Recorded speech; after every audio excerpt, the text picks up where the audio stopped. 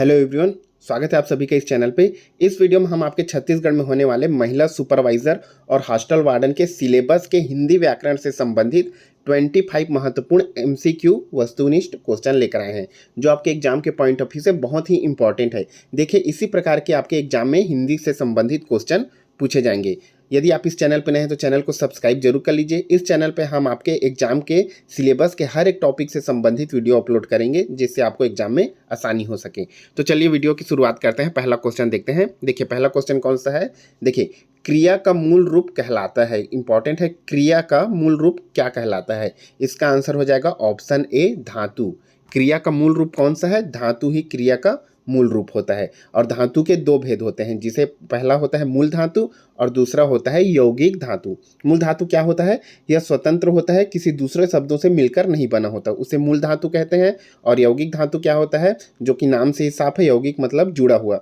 यह मूल धातु में प्रत्यय लगाकर कोई धातुओं को आपस में जोड़कर या संज्ञा विशेषण या प्रत्यय लगाकर किसी शब्द में बनाए जाने वाली क्रिया को यौगिक धातु कहते हैं। याद रखेंगे। नेक्स्ट क्वेश्चन में आते हैं। संयुक्त क्रिया के प्रकार। इंपॉर्टेंट क्वेश्चन है, संयुक्त क्रिया के कितने प्रकार होते हैं।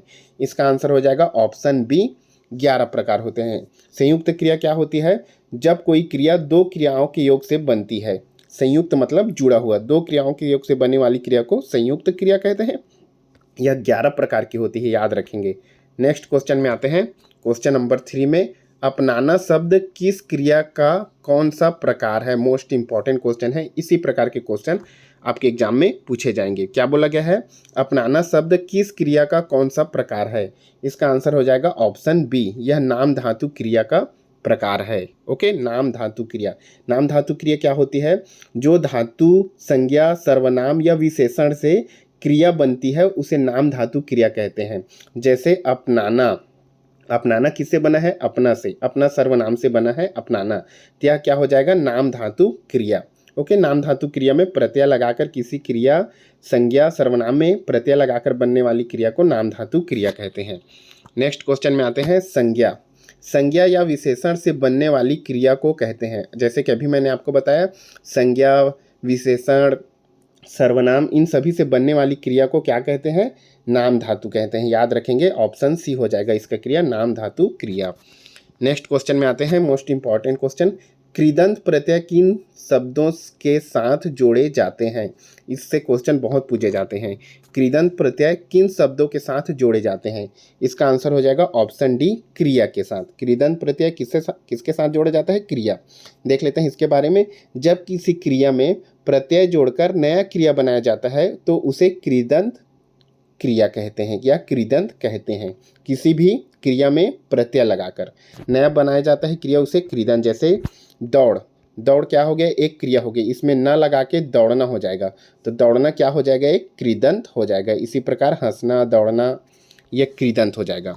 नेक्स्ट क्वेश्चन में आते हैं। लिपि, लिपि का सही अर्थ है। लिपि का सही अर्थ क्या हो जाएगा, इसका आंसर होता है ऑप्शन ए, ध्वनि चिन्हों का लिखित रूप ही लिपि कहलाता है।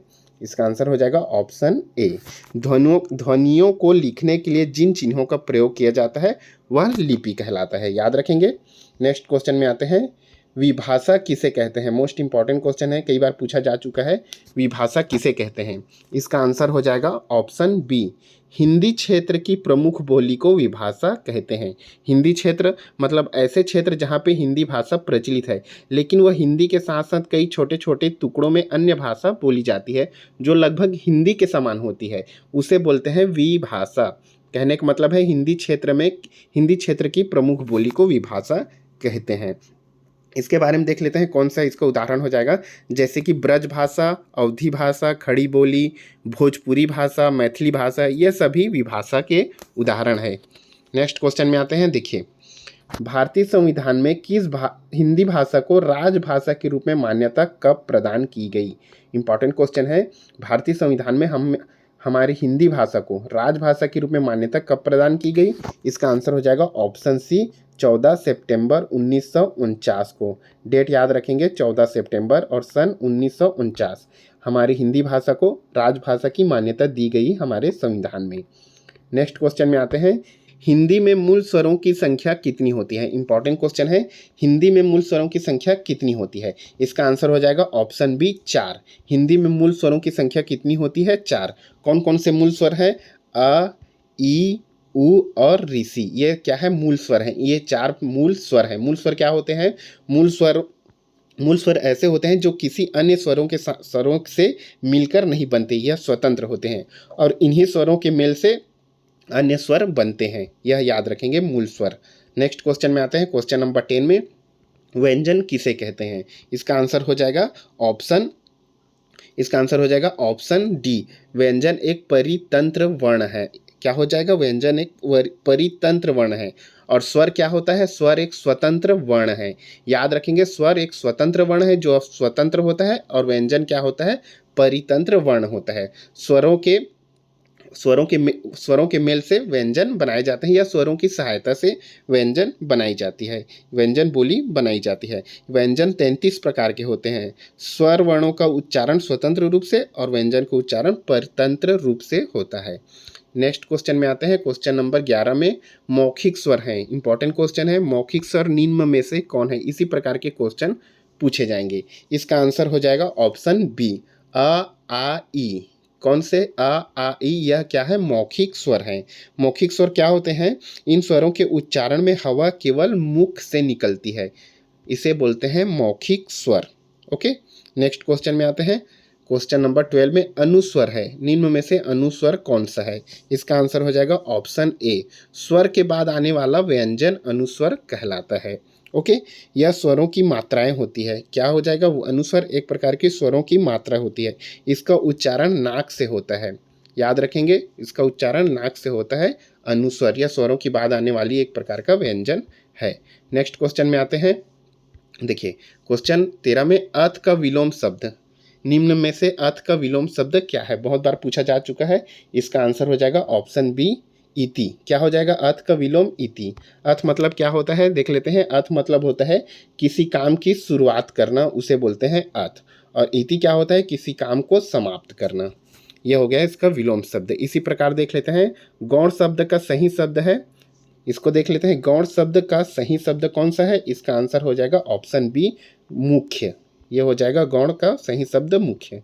नेक्स्ट में आते हैं, क्वेश्चन नंबर 15 में ऋजु का विलोम शब्द। ये भी बहुत बार पूछा जा चुका है। ऋजु का विलोम शब्द क्या है? इसका आंसर हो जाएगा ऑप्शन सी, वक्र। ऋजु का विलोम क्या हो जाएगा? वक्र। ऋजु क्या होता है? ऋजु का अर्थ होता है सीधी या सीधा, और वक्र का क्या होता है? वक्र का होता है टेढ़ा। तो देख लेंगे, ऋजु का सीधा, इसका विलोम हो जाएगा टेढ़ा, मतलब वक्र। नेक्स्ट क्वेश्चन में आते हैं, सदैव में प्रयुक्त संधि का नाम है। इंपॉर्टेंट क्वेश्चन है। सदैव में प्रयुक्त कौन सी संधि है निम्न में से? इसका आंसर हो जाएगा ऑप्शन बी, स्वर संधि। सदैव में कौन सी संधि प्रयुक्त है? स्वर संधि। देख लें, सदैव किससे बना है? सदा प्लस एव। सदा प्लस एव, यह वृद्धि स्वर संधि है। इस प्रकार के क्वेश्चन पूछे जाएंगे। वृद्धि स्वर संधि, इसमें ए, वृद्धि स्वर संधि में ए की मात्रा लगी होती है। नेक्स्ट क्वेश्चन में आते हैं। देखिए, कारावास का संधि विच्छेद होगा। इस प्रकार के क्वेश्चन पूछे जाते हैं। शब्द का संधि विच्छेद, कारावास का संधि विच्छेद कौन सा सही होगा? इसका आंसर हो जाएगा ऑप्शन बी, कारा प्लस आवास। क्या हो जाएगा? कारा प्लस आवास। यह क्या है? दीर्घ स्वर संधि है। यह भी याद रखेंगे, यह भी पूछा जा सकता है। कारावास में कौन सा संधि है? तो दीर्घ स्वर संधि है, इसमें आज जुड़ा जाता है। ओके, दो या दो से अधिक वर्णों के मेल से बनती है संधि। याद रखेंगे, वर्णों के मेल से क्या बनती है? संधि। और शब्दों या वाक्यों के मेल से समास बनता है। दोनों में डिफरेंस याद रखेंगे। नेक्स्ट क्वेश्चन में आते हैं, क्वेश्चन नंबर 18 में महर्षि का सही संधि विच्छेद होगा। महर्षि का सही संधि विच्छेद कौन सा होगा? इसका आंसर हो जाएगा ऑप्शन डी, महा प्लस ऋषि। ये हो जाएगा महर्षि का सही संधि विच्छेद। यह गुण स्वर संधि है, यह भी याद रखेंगे। नेक्स्ट क्वेश्चन में आते हैं, अति उत्तम की संधि होगी। अति उत्तम को जोड़ने पे कौन सा शब्द सही है, यह पूछा गया है। यह क्वेश्चन भी बहुत बार पूछा जा चुका है। इसका आंसर हो जाएगा ऑप्शन ए, अति उत्तम। देख लेंगे, थोड़ा सा डिफरेंस है। अत्योत्तम है, अति उत्तम है, अत्युत्तम है और यह अति उत्तम है। तो इसका आंसर हो जाएगा ऑप्शन ए, अति उत्तम, ये बहुत बार पूछा जा चुका है। नेक्स्ट क्वेश्चन में आते हैं, नयन का संधि विच्छेद, ये भी बहुत बार पूछा जा चुका है और इसमें हमेशा बच्चे क्या करते हैं, गलत करके ही आते हैं, तो आप इसे अच्छे से देख लेना। नयन का सही संधि विच्छेद है, इसका आंसर हो जाएगा ऑप्शन बी, ने प्लस अन। ये कौन सी संधि है, अयादी स्वर संधि है, यह भी याद रखेंगे, अयादी स्वर संधि। नेक्स्ट क्वेश्चन में आते हैं, देखिए निम्नलिखित शब्दों में से किसमें विसर्ग है, क्या बोला गया है, निम्न में से कौन सा विसर्ग संधि है, विसर्ग संधि इसमें से कौन सा है, इसका आंसर हो जाएगा ऑप्शन डी, अतएव। अतएव क्या है, विसर्ग संधि है, इसका संधि विच्छेद करेंगे तो अतः प्लस एव, यह हो जाएगा अतएव। अतः में क्या लगा है, विसर्ग लगा है, यह हो जाएगा विसर्ग संधि। नेक्स्ट क्वेश्चन में आते हैं, समास का शाब्दिक अर्थ होता है, यह भी बहुत बार पूछा जा चुका है, क्या हो जाएगा इसका आंसर, समास का शाब्दिक अर्थ होता है, इसका आंसर हो जाएगा ऑप्शन सी, संक्षेप। याद रखेंगे, समास का शाब्दिक अर्थ क्या होता है, संक्षेप। और समास क्या होता है, शब्दों के मेल से बना होता है, जैसे कि शब्दों के मेल से मतलब राजपुत्र, राजपुत्र का मतलब क्या हो जाएगा, राजा का पुत्र, राज भी एक शब्द है और पुत्र भी एक शब्द है, दो शब्दों के मेल से क्या बनता है, समास, और वर्णों के मेल से संधि बनती है। नेक्स्ट क्वेश्चन में आते हैं, देखिए समास के प्रकार कितने होते हैं, बहुत बार रिपीट किया जा चुका है, इसका आंसर हो जाएगा ऑप्शन 6, ऑप्शन ए 6। समास कितने प्रकार के होते हैं, 6 प्रकार के, तत्पुरुष समास, बहुब्रीहि समास, कर्मधारय समास, अवयवी समास, द्वंद्व समास और द्विगु समास। नेक्स्ट क्वेश्चन में आते हैं, भरपेट किस समास का उदाहरण है, इसका आंसर हो जाएगा ऑप्शन डी, अवयवी भाव का समास का, भरपेट अवयवी भाव समास का उदाहरण है। अब देखिए अवयवी भाव समास क्या कहलाता है, जिसके प्रथम पद अवयव हो, जिसका प्रथम पद अवयव हो वह अवयवी भाव समास कहलाता है। अवयव मतलब क्या होता है, अवयव उस शब्दों को कहते हैं जिस पर किसी लिंग, वचन, पुरुष, इन शब्दों का प्रभाव नहीं पड़ता, उसे अवयव कहते हैं। जैसे कि भर, भर में किसी कौन सा लिंग है, इसका प्रभाव नहीं पड़ेगा, वचन का प्रभाव नहीं पड़ेगा। और पेट, तो भरपेट क्या हो जाएगा, भर क्या है, अवयव है, और पेट, तो इसका आंसर हो जाएगा भरपेट अवयवी भाव समास। नेक्स्ट क्वेश्चन में आते हैं, निर्विवाद, निर्विवाद समास कौन सा है, निर्विवाद में कौन सा समास है, इसका आंसर हो जाएगा ऑप्शन बी, अवयवी भाव समास ही होगा इसका आंसर। यह थे आपके 25 महत्वपूर्ण क्वेश्चन। अगर वीडियो अच्छा लगा तो लाइक, सब्सक्राइब और शेयर करना ना भूलें। Thank you so much.